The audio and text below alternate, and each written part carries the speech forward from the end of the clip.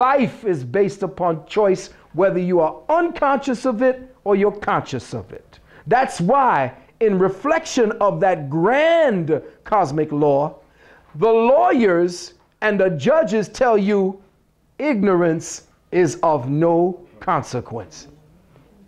I don't give a shit whether you don't know it or not, you're guilty.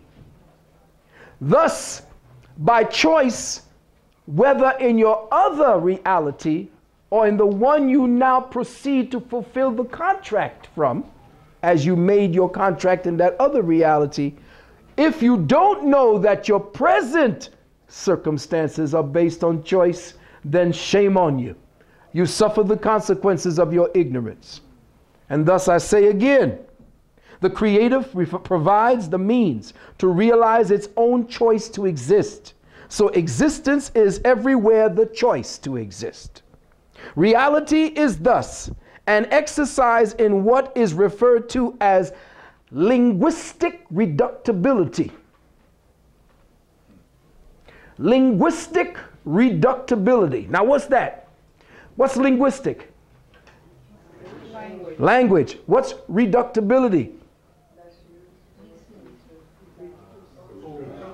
Smaller and smaller, reducing from relative to quantum.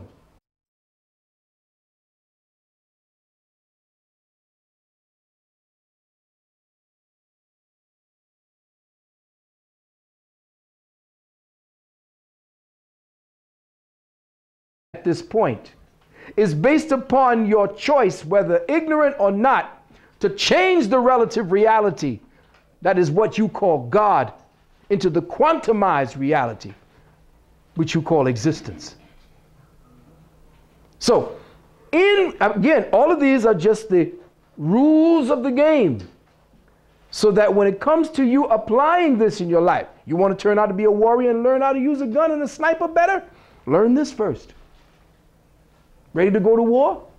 Learn the fact that the war is already being fought, and if it ain't won inside of you, you ain't going to win with the gun. The gun is an extension of yourself. How many people know how to use a weapon? And what do they tell you first? Lean into it. Relax with it. Feel it. Let it become a part of you. So my father taught me. And yes, it's good for men to understand how the weapons of the day work. My son blindfolded can disengage a 45 and put it back together blindfolded. Never went in the military. But he will learn, he knows how to use the bow and arrow. He will learn the cross. He will learn weaponry. Why? Because as provider, protector, he needs that. It ain't something you're going to walk around here, look what I got. No. It's there. It's a tool. If I got to use a hammer to put a nail in the wall, I'll do that. The same way. If that's what you want to do, fine. But if you do not understand that everything you touch, everything that you want to condition or to change, or anything that you want to make your own, you have to first release the distance you have placed yourself between it, that has been placed between it based on your perception.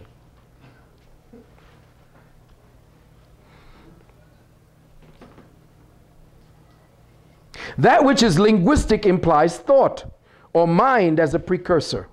Reality is a linguistic interpretation of matter. Consciousness of mind interprets matter into existence. Therefore, while matter becomes qualified into existence through linguistic reduction, matter is conscious through, and this is, I love this term, it's in the book as a chapter. Therefore, while matter becomes qualified into existence through linguistic reduction, matter is conscious through the algebra of atoms. Atoms are the intelligences.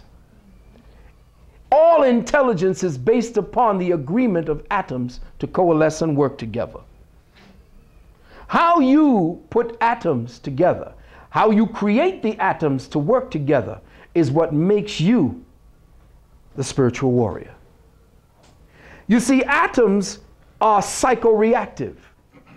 Every time you think, you create an atom. Let me say that again.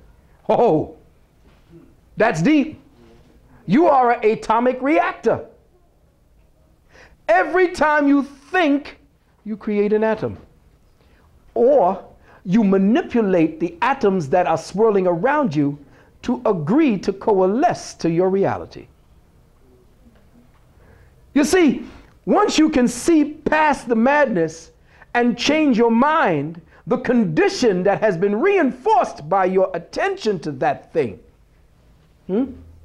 dissipates. There is no longer the attention to the thing that imprisons you.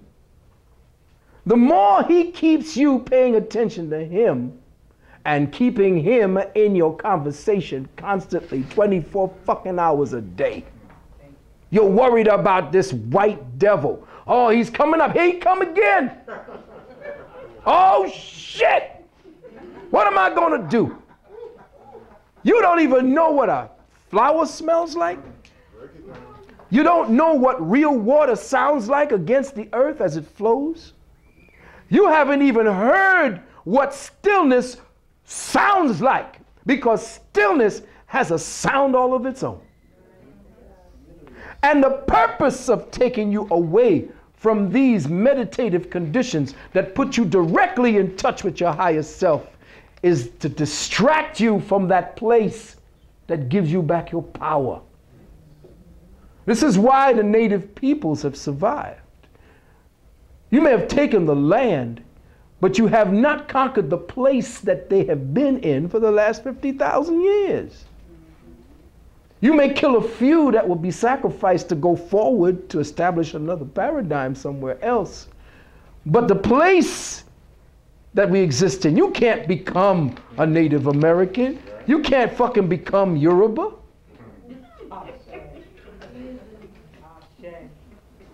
You are born into that. That is a consciousness condition that came through and established itself, named itself, gave it to those people to hold so that the vibration in that point will give off certain harmonious energies for that part of the earth. But white people who don't have the melanin enough to fix spiritual energies are out there intellectualizing something that needs to be felt so that nature may feel it with you. Nature operates through the intellect, but she becomes a stagnant and neutered thing. The difference between us as a people, melanated people, is that we had a synergy and a synchronistic attachment to the feelings of the planet, which they do not. That is why when you saw in the beginning of this particular movie called The Last of the Mohicans, the new version, did you see that? Yeah. Check that movie. That was one of the better movies I saw, because they had Russell Means and real native peoples playing the part. But in the beginning was the deepest part. Showed you the strength of the warrior, running for like miles just to chase this thing down. But it was a dance of the universe being played out.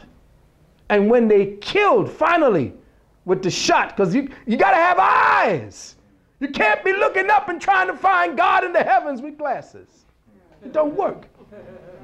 The people who mapped the skies, the Dogon, they looked 3 and 4 levels deep into the darkness to find Sirius.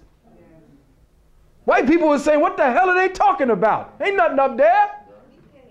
Because he had cataracts and shit all over his eyes.